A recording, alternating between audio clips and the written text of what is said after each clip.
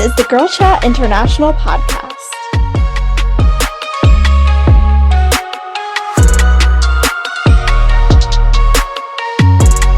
Hey.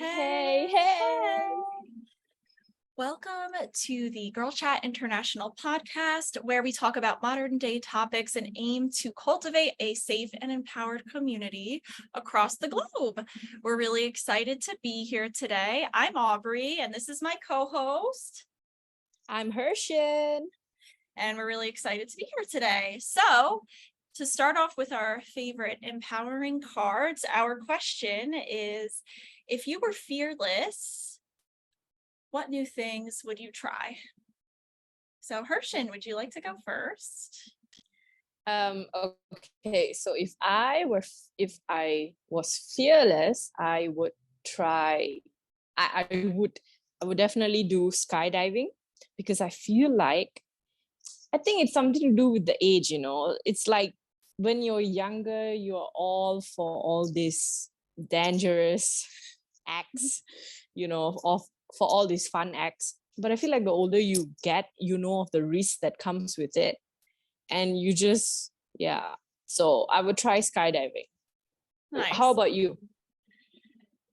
So for me, if I were fearless, what would I do? You know what I would do? I'd go get another degree or something, because I would be fearless as it pertains to like losing time. So maybe I would get a whole other degree, even though I've been in school for way too long. Or I would run a marathon, which I want to run eventually, but it seems really hard to run a marathon. So yeah. Because actually, fun fact about me, I'm kind of a daredevil. So I could see myself jumping out of a plane without any force or miracle. So you surprise me every time. Yeah. So wow. I don't know. Yeah, we'll see. So one day. This week's topic, to give a little background, I ran a poll on my Truthfully Yours blog IG. We chose to do it on mine because I create only content based on mental health. So I get a lot of feedback on what type of content people are interested in. So used my IG to ask my audience, what type of topics would you listen to on a podcast if it was focused on mental health? And we got a few great ideas, and we'll keep rolling those out as we continue on the podcast. But the number one landslide winner was family trauma. So we'll start with family trauma. And luckily enough, that's my area that I'm a researcher in. A background about me. If this is your first episode that you're ever listening to, I have my PhD in counseling and clinical supervision. Yes, thank you for the clap. Can they hear it? Let me clap louder. Okay. I hope they can hear it. Yeah. I hope so, because that's so funny. Mm-hmm. And I'm a professor of counseling. So I get to teach these things on a daily basis and write about them and research them. So that's the framework perspective that I'm coming from. So we'll just dive right in. Think of family trauma. I like to tell people this is considered complex trauma, which is also sometimes thrown out there as adverse childhood experiences. So what people don't realize is a lot of us have experienced trauma, especially trauma within our family. This could be drug or alcohol addiction of at least one family member in your household. It could be divorce. domestic violence, child abuse, child neglect, which consists of hitting, manipulation, emotional abuse. If a family member is struggling with a severe mental health issue, or which could be symptoms of psychosis, like hearing things, seeing things, high paranoia, but also on the other end, it could be more of the narcissistic personality disorder, or if a family member attempts or completes suicide. Other forms of trauma within the family could even be where the family lives. So if there's community violence, that's going to lead to a lot of stress within the family, just this chronic stress. Poverty is considered a form of trauma that occurs within a family. And I'm trying to think if I'm missing any of the big ones at the moment. Those are some of the most prevalent that I just shared. And of course, there can be more. However, we'll start there. So then when we think about those traumas, especially when they happen prior to someone turning 18. So if you're listening to this and you've experienced that in your household before you turned 18 years old, it has a higher likelihood of impacting who you are now as an adult. So one that I did miss is, for some family members, who their parents are can be very unstable. So what do I mean by that? 1 week, their mother could be missing for like not even 1 week, even 2 weeks, 3 weeks. They don't know when mom's coming back. And maybe that's because mom's struggling with mental health or an addiction. And then all of a sudden, mom's back, but they just don't know, when is she leaving? What could potentially happen? Just that uncertainty can really impact a family. So then when we think about the impacts that this has, there's been a few studies focused on this, and these chronic traumas within the family system, they can lead to heart disease, thyroid conditions, autoimmune conditions, diabetes. And you might be wondering, what do these chronic health conditions have to do with trauma? Well, our brain reacts to the trauma. Whenever mom goes missing, for example, or dad goes missing, that causes a response of the nervous system. So when we think of our brain, we have our downstairs brain and our upstairs brain. Downstairs brain is our brainstem, spinal cord, as well as the inside part of the brain.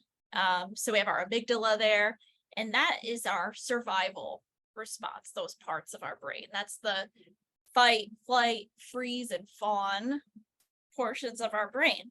So those parts are screaming and they're figuring out, oh my gosh, what do I do? So this is why you might see a child who's going through a lot of trauma in their household, when they're at school and something triggers them, they like throw a chair and they have this massive strength. That's because the survival mode is kicking in, because whatever happened at school, for example, the fire alarm, that reminds them of their mother screaming, for example.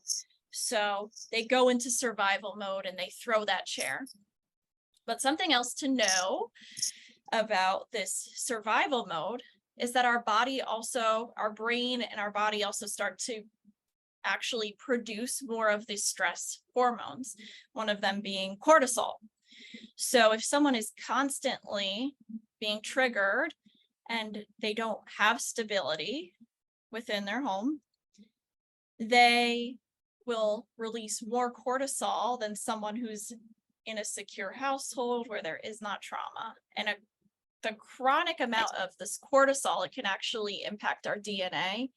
And if you Google cytokines, that has to do with inflammation.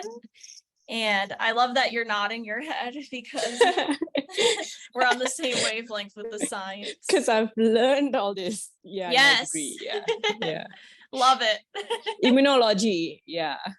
Mm-hmm. Yes, exactly. And so that inflammation, that's what can lead to the autoimmune disorders or the diabetes or the heart disease. So that's where that comes from. But also, on another level, it can impact the way that humans view the world, how humans view other people. You probably hear a lot about attachment styles, for example. So if someone learns in childhood that they can't trust their father, and they try to maybe get good grades or excel in sports or do all the things possible to get approval of that father, but it never works because father is struggling with a substance use disorder, there becomes this anxious attachment to friends, lovers, and they find themselves trying to do the most to keep these people, and it impacts their mental health because there's always this, I'm trying so hard to keep people, I don't want them to leave. But something that we all know is we can't control other people. However, as a child, there's this concept called egocentric. When we're children or teenagers, we really do view the lens of, whoa, whatever I did was bad, and that's why all of this is happening around me. And then that stays embedded within our brain and body. And that's why as adults, sometimes when we go through the friendship and dating process, we internalize and say, oh my gosh, I got ghosted, that I did something. What did I do? But if you're an adult and you're listening to this, you didn't do anything. That person, they ghosted you. They were going through something. They are not considerate of other people. I don't know. There's something going on with them. It has nothing to do with you. So then you have to almost, what we hear, that inner child healing, you have to heal that inner child and tell them it's not you. And there's all types of therapies and approaches to help to get yourself to a place where you realize, oh my gosh, it isn't me. This is my environment. So that's just one thing. Also, you heard me mentioning fight, flight, freeze, and fawn. So with fight, if someone didn't get to fully heal through their trauma from family times, as an adult, when they're triggered, they might be quick to fight. So yelling, crying, tantrums, just this person just might always be ready to fight. And a side note, a caveat, a lot of us never fully recover from every trauma. We find ourselves, we're always growing and trying to figure out what our triggers are. And sometimes that could take a lifetime to figure out. So if you're working on that, or you've been working on that for a while and you're listening today, I don't want you to feel discouraged. This is a process. So then back to these fight, flight, freeze. If you freeze, maybe you notice you dissociate a lot, and dissociation is when you're in a stressful circumstance, you find yourself zoning out and not hearing everything around you, looking almost as if you're in a trance-like state. A friend or a family member might say, hey, are you okay? Hey, is anybody there? That's an example of freeze. Fight, flight, freeze. We have our fawn. The fawn is the person who's always been the A, B student. They were well behaved in the classroom despite the uncertainty going on all around them when they went home. They might have presented their trauma through gastrointestinal symptoms or silent anxiety, but they always did everything right. So they were kind of just seen as, oh, they're a great child. They have a great future ahead of them and they're fine. There's nothing going on. So they get missed as they're a child or a teen in the school system. But then that fawn goes on to adulthood and they're still really successful. They're always achieving. people view them as, oh my gosh, there's nothing going on. But on the inside, there's a lot of struggle, a lot of turmoil, maybe even some depression until they finally say, you know what, I'm sick of feeling like this and I need to do something about it. So that's an example of fawns. Some of you listening might relate. And then the last one that I forgot to mention or didn't mention yet is flight. So this is the person who's very avoidant. We might see an anxious avoidant attachment style in this person. So a trigger happens, an argument happens with a friend, and instead of sitting and talking through this, they decide, I'm done. I'm ghosting, I'm blocking, I'm out of here. I don't want to resolve it because every time I've tried to resolve anything in my past, it didn't go anywhere. So why even try? I don't want to have confrontation. I have bad experiences. So yeah, you might be listening to that and realize, oh my gosh, I'm an adult now and I do respond to different triggers or difficulties in that way. And there's a high chance that you learned that from the experiences that you had at home. And I'm not trying to blame the family on everything that happens. This is just this is almost a part of life, unfortunately, but it's something we, as the new generations, we're trying our best to attack these issues and figure out, okay, some of these are unavoidable.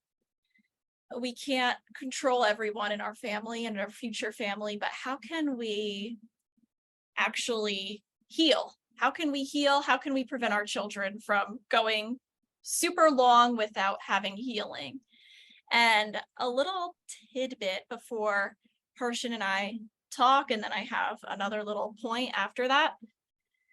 As a counselor who works with children, adolescent, and families, structure is so key. And that's so healing for families. A lot of families coming in who are dealing with poverty, substance abuse, and other traumas. And we actually just sit in the room as a family and we talk through different charts that they can put up on the wall with their children before bed. And all of a sudden the child feels safe. Oh, okay, I know that XYZ is going to happen before I go to bed. I'm safe. Everything is okay. Because something that I mentioned earlier, we have our upstairs brain. When we bring structure and peace within a family system, the downstairs brain and the upstairs brain are able to communicate. And you might be wondering, what's the upstairs brain? That's like the outside matter of the brain. And you can think of the frontal lobes. And anyone who studied either psychology, biology, you know about those frontal lobes. And that's our logic, our ability to critically think, to better understand a situation. So just by having structure and safety, there's a connection. And then a child can realize, okay, what happened yesterday was not okay. And I didn't feel safe. But now I'm okay. I'm safe. It's going to be all right. And there's less of the cortisol pumping through our body. And it really makes a big difference. So then yourself as an adult, how can you create structure in your routine? Because it will help regulate your nervous system. So before I move on to any other components, this is almost like a crash course on family trauma. But, and if people are interested, we can go into more specifics in the future. We'll have to run polls. But Hersyn, as I was sharing, what resonated, or do you have anything that you wanted to add? Yeah. as a brown kid, what you mentioned, family trauma, it's basically intergenerational traumas, right? Because they don't heal themselves, so they keep passing it on generations after generations. And yeah, as a brown kid, you know, like most of us don't have dads whom are present. You know, we have moms, we have parents with their own mental health issues, and they don't realize it. And when you you want to go to therapy, they'll be like, but what's the point of going to therapy? What is therapy? People only go to therapy if they are crazy. You don't need help. And then if you talk about therapy to your parents, and they'll be like, I'm perfectly fine, I don't need to go to therapy. So it's hard diverting these topics in brown household. I'm sure all the BIPOC can relate to this. People of color like y'all can relate to me right now. So yeah, I think so then, that's how we develop all these attachment issues, anxious attachments. And then when you were mentioning how people who can't cope with it, they start ghosting you and blocking you. And I'm like, yeah, I know of you. I've also been the toxic one, but we all need to learn and heal ourselves. Yep. I will speak more as we go into in detail of these topics. Well, I want to jump off of something that you mentioned, and we can have a little conversation about this. So it's interesting that for a lot of young adults, and I'll just keep that very broad, that could be anywhere from 18 to 35, but I would also say some of our later 30s friends, they experience this too. The generations ahead of us, especially, I guess you would say the boomers and the Gen X, who are on the older side of Gen X, there is a lot of stigma when it comes to mental health. And that's why a lot of us speaking or listening to this podcast, we didn't go to counseling as a kid because there's stigma. And especially in BIPOC families, there's that stigma of this stays in the family. No matter how bad it is, it stays in the family. Oh my God. Mm-hmm. Yes. It's like you don't air your dirty laundry outside, you keep it within. Mm-hmm. Yeah. The phrase where you don't air your dirty laundry outside, meaning like whatever you talk within the family stays within the family. Like if your mom is shitty, it stays in the family. If your dad hits you, abuse you, trigger warning. Okay, trigger warning. Yeah, sensitive issues. Anyways, but if that happens, you keep it in the family. You don't seek help outside. You don't talk about it with your friends. Yeah. Nope. And there's half of that which I get, because historically BIPOC populations haven't been able to trust doctors and researchers and providers because they've been, especially so in the US, and I'm sure this happens all over. There was different studies where, so there was this syphilis study. So Black men were actually like injected with syphilis, and some of them died, and it was just disgusting. And it just showed them, we can't trust anyone. So some of those barriers, and then in general, BIPOCs across the world, I would say, have learned they can't always trust authority, and they might get in trouble for being honest. So I would say some of that is kind of what implanted into our parents' brain, right? I get that sometimes you can't trust authorities because, if you say you think of trigger warning, unaliving yourself, and that's when the authorities will go against you and or put you in the jail, or because they themselves don't understand what is mental health.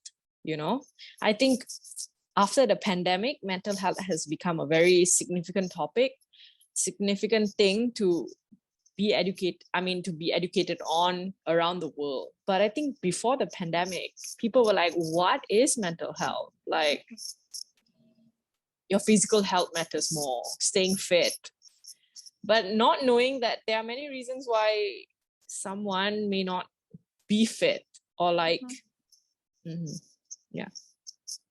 Yeah, absolutely. Everything goes back to mental health.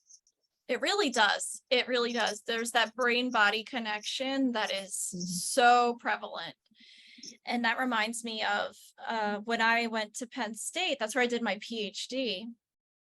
And I want to say it was either 2018 or 2019. I can't remember off the top of my head. So before the pandemic, there was a Black man who was in a crisis, and he ended up dying when the police came to his apartment because he was shot and killed. And his parents were the ones who called the police. They said, hey, we're worried about our son. Something is not right. And he died. But if there was more mental health training for the people in these positions, he wouldn't have been killed. I mean, so that's just there's always these reminders for BIPOC of you can't even struggle, which is not great at all.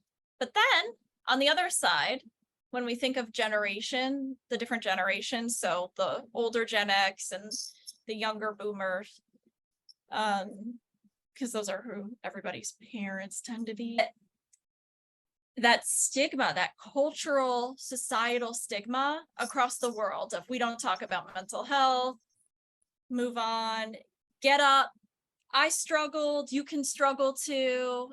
That mentality in these generations, super toxic. That phrase, I struggle so you can struggle too.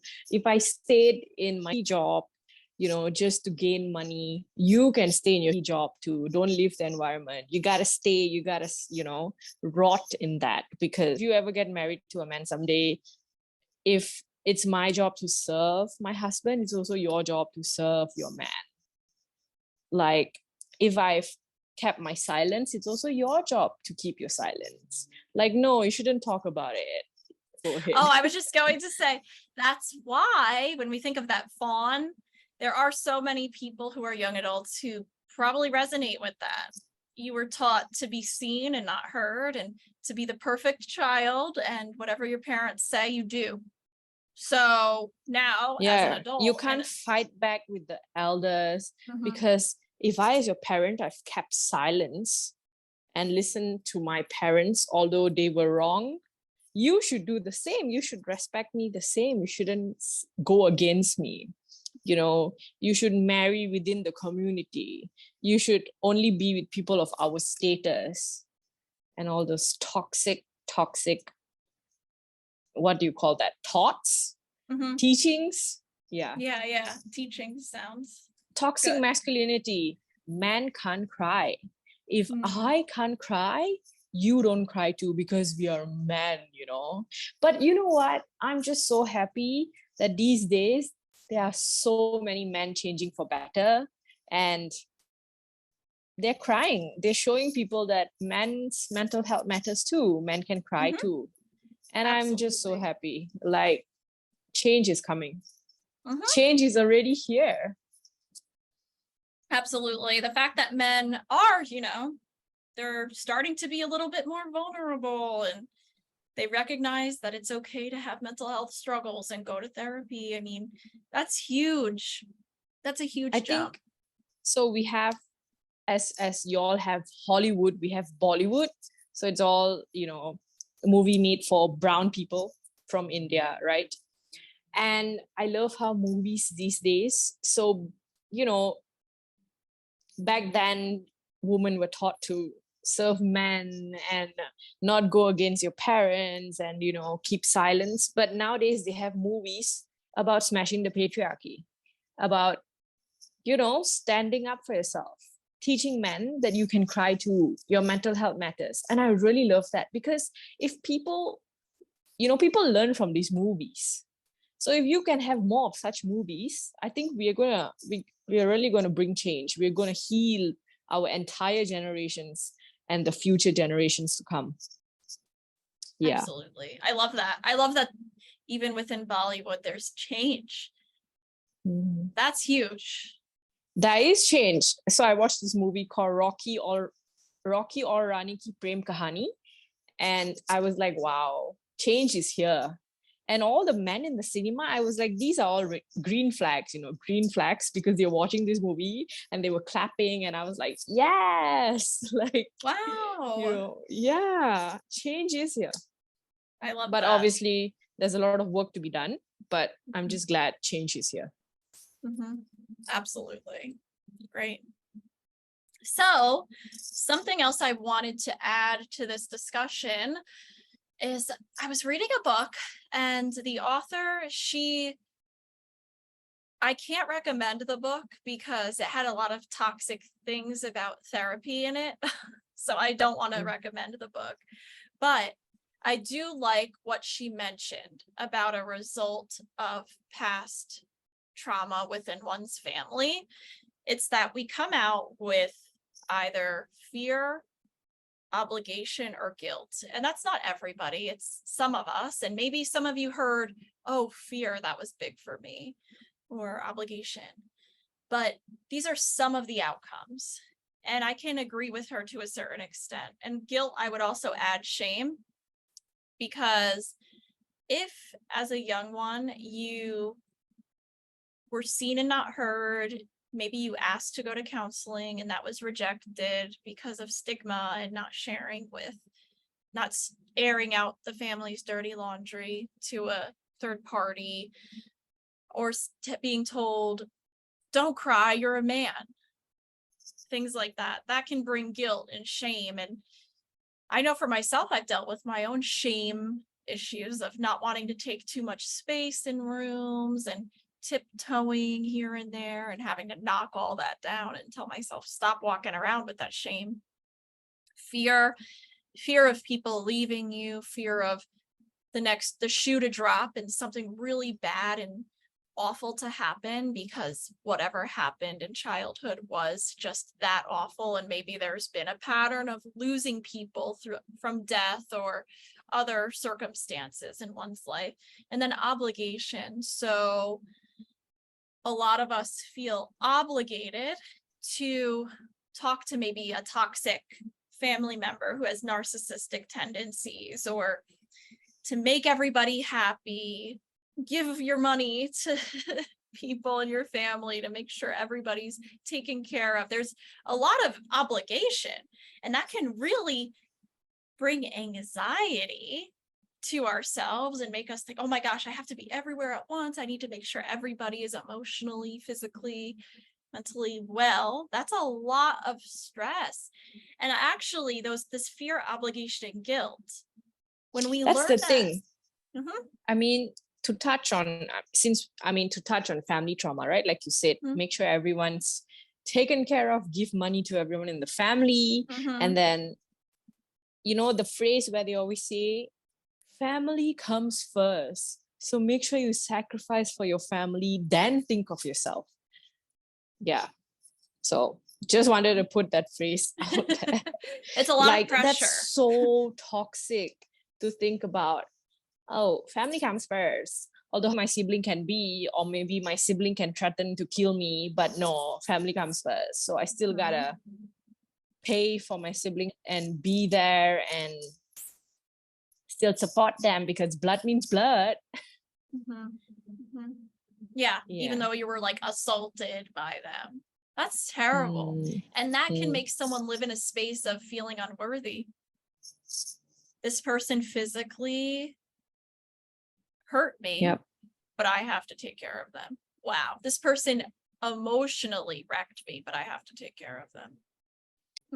So that's a lot to take on. It is. And then speaking from watching my parents, I would say their parents weren't great, and there was emotional stuff going on. And then as adults, they still feel and felt obligated to their parents, despite their parents, even as adults, emotionally manipulating them. But they were still like, well, that's my parent. I guess I'm just going to be abused while I'm doing all of these things for them. And that's not healthy either. And that's why if therapy wasn't stigmatized, maybe these things could have been stopped. Yeah, they would have realized.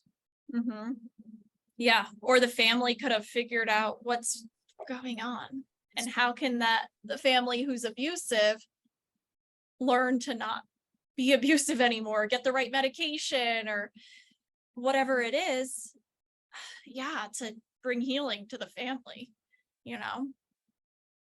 Mm-hmm.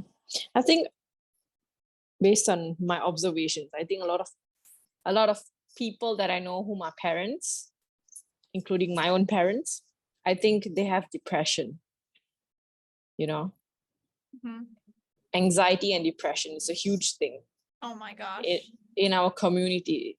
Yeah. But they So don't much seem to anxiety. realize it. They don't seem to realize it. And when you try to talk about it, they're like, no, I'm perfectly fine. Like, what's depression? What's anxiety? I'm smiling. I'm happy. Right. Yeah. And you know what? So in my classes that I teach, I poll them and stuff, and I ask, okay, how many of you think that your parents have undiagnosed like anxiety or depression? And they pretty much all raise their hands, and they all share their experiences of just watching their parents have Yeah. high anxiety, but they're doing nothing about it. So it's like hurting them. It is. You got to reparent your parents. Right.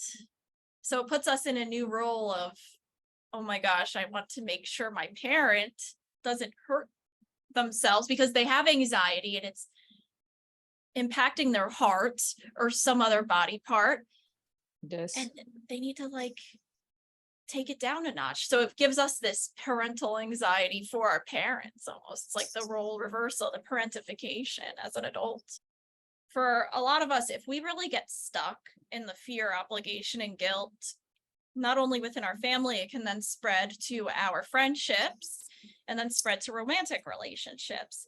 And the problem here is if you have this deep-rooted fear, obligation, and guilt, you're likely to end up with a partner who is on a wide spectrum, but it's not healthy. That's one thing I want to mention. They either have narcissistic qualities, have narcissistic personality disorder, are abusive, manipulative, have an avoidant type of attachment style. So they might literally leave you in the night and come back Monday. So when we have fear, obligation, and guilt, it's so easy to romantically latch to someone who starts off by love bombing because it's, oh my gosh, I didn't get told I was loved when I was a little kid. I didn't get all these hugs. This is amazing. Someone's telling me I'm amazing. Someone's telling me I'm perfect, which none of us are perfect. So that's a red flag when you hear the perfect word. So going through trauma and not resolving all of it can lead to falling for the love bomber because it feels so good. It's so different. And you're like, oh my gosh, this is someone I can go and start a family with, and we can love our children this hard because you have that pure heart within of you want to do that. But then after some love bombing, it switches. They start to do this thing called negging. Oh, I don't like your outfit. Oh, you're not that cute.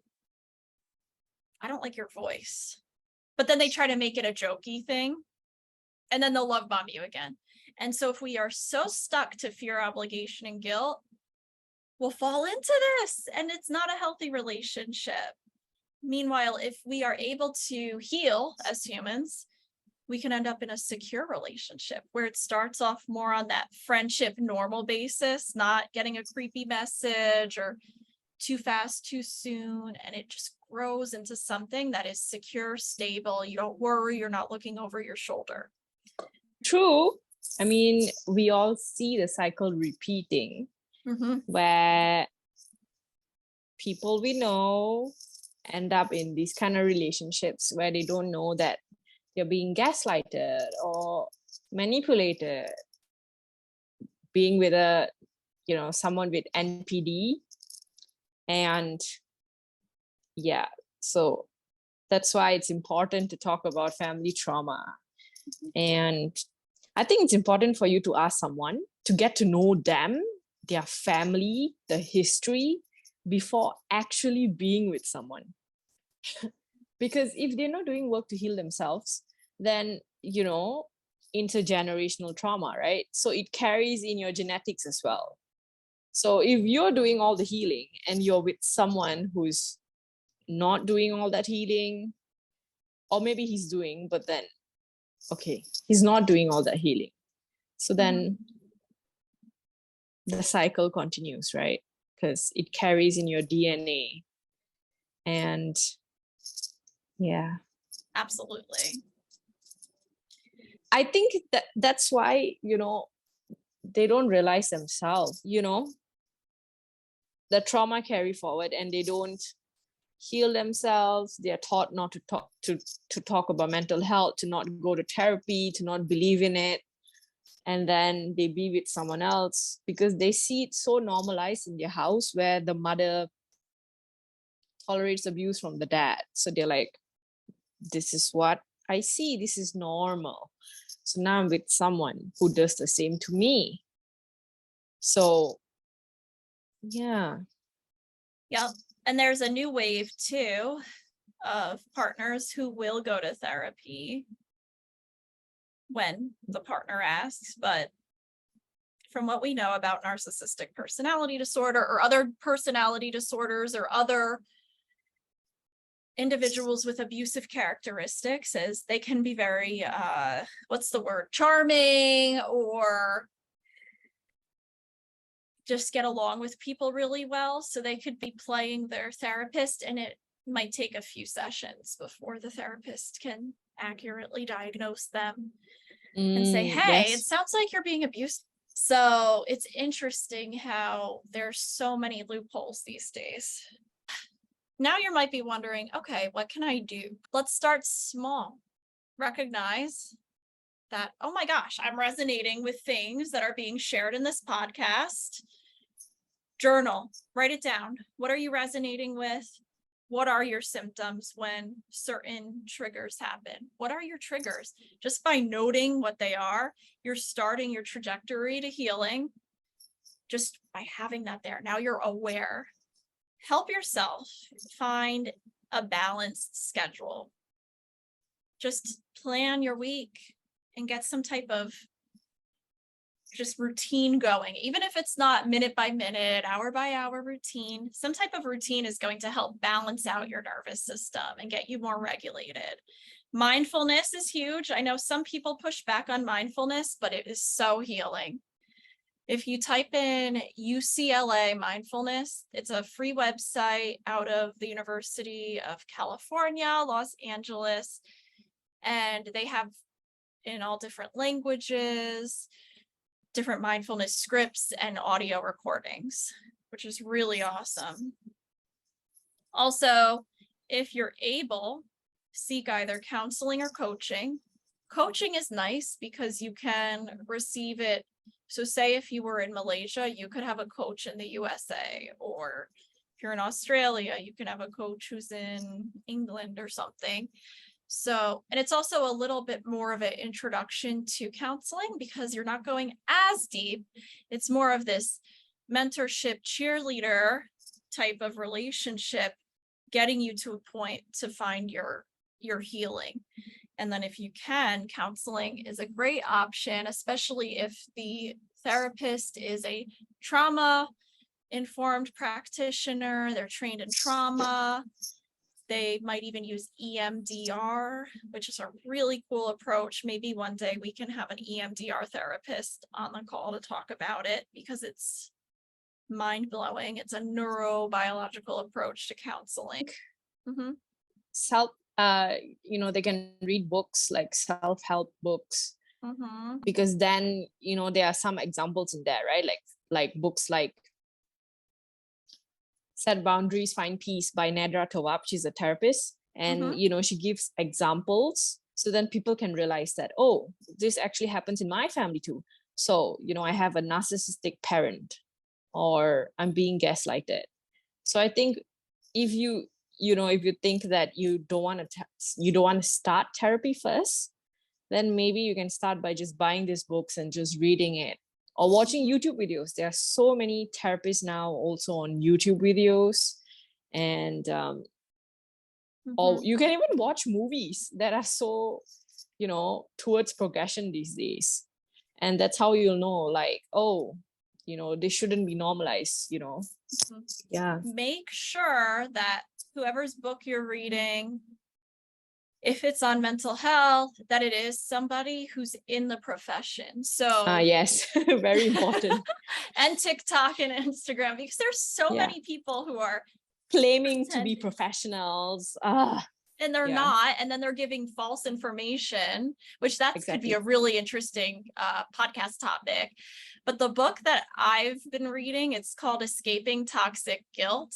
I think I mentioned this in another episode, but her name's Susan E. Carrell, Carrell, and she has her license in professional counseling, and she's a nurse practitioner, like a psychiatric nurse practitioner. So she's part of the profession from two angles, so we can trust her. And so if we see psychologists, social workers, counselors, nurse practitioners with a psychiatric focus, some MDs, then we know, another type of PhDs, we know, okay, they're coming from a perspective where they went to school and they actually know how to frame this for us. Misinformations about the vaccines and all. And I was like, you don't have a degree in microbiology. Like, you're not a professional. You're not a healthcare professional. How can you say that? And so many people are now towards clean beauty and stuff like that. Like, bro, so it's very important to trust a professional. Oh, we should have a podcast on the clean beauty. Oh my God, I'm ready to talk about it because I'm sick of it. That's going to be one of our next episodes. Yeah. I'm excited to hear, because you're a microbiologist. You actually study this stuff, and every day you're in the lab.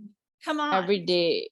It's been 6 years. I mean, from studying to working. So you should trust someone who deals with it firsthand. Someone who has seen the antibodies produced by your vaccines, not someone who's like, oh, the vaccine has chips in it or stuff like that. Yeah.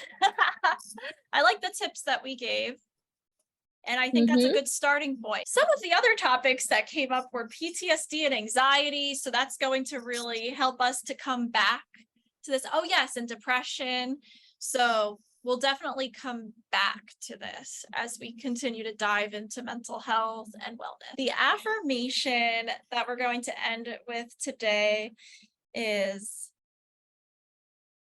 know that you are strong, secure, beautiful, worthy, handsome. And even if someone tells you you are not those things, it's not true. It's a reflection of them. So what people tell you that is false, harsh, hurts your heart, hurts your soul, that's a reflection of them and their ugliness. And you actually are the rock star and amazing and just so deserving of all the good things that are to come in your life. So we are going to start today by just throwing away any nasty things people said over us in our life and who we are, tossing them to the side because that's on them. Yep, their projections. So you are loved, and we are so excited to have you part of our community. Thank you for joining. Please follow us on IG so that we can actually interact with you all. Have a wonderful rest of your evening or day or morning or whatever it is. Or night or whatever. Okay. Bye. Bye. Thank you so much for listening to our podcast. Please make sure to follow us on Instagram at Girl Chat International. That's Girl Chat INTL on Instagram. If you want to follow some of Hersyn's content, follow Daisy Girls on a Roll, and follow Aubrey's content on truthfully.yours.blog. See you all soon on our next episode.